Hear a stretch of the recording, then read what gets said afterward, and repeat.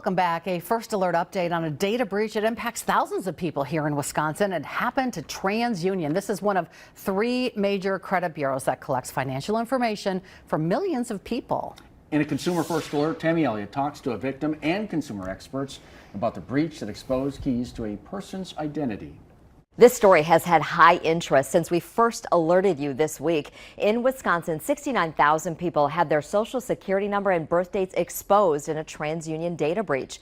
A Wapaka man shared the letter he got this month. TransUnion is one of the nation's big three credit reporting bureaus, collecting financial information on nearly every U.S. consumer with an active credit history. More than 4 million people nationwide had their personal information exposed.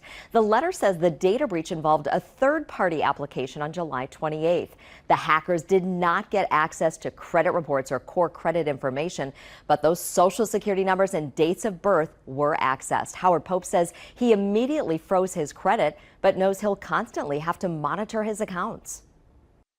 I probably have had 5 or 10, somewhere in that range, of different notifications of information getting breached. And so I wasn't going to panic, but then it's like, okay, here we go again. My concern is, okay, now when are these perpetrators going to use this information?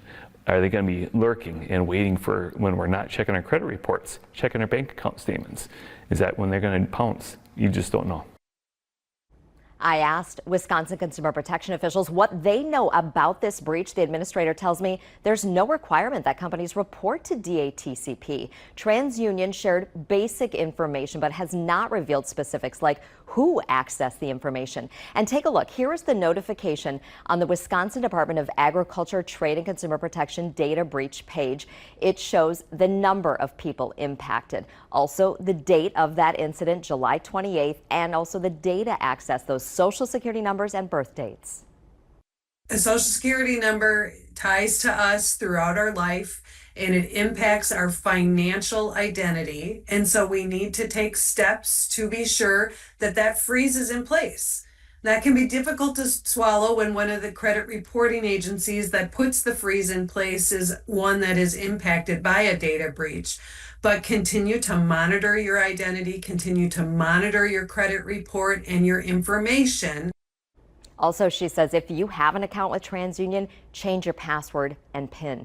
TransUnion is also offering free credit monitoring to those impacted in this breach. It's recommended you do that. And as you heard her say, freeze your credit. It's free. It stops criminals from opening new credit cards or taking out loans in your name. You will need to contact all three credit bureaus, TransUnion, Equifax, and Experian, to ask for the freeze.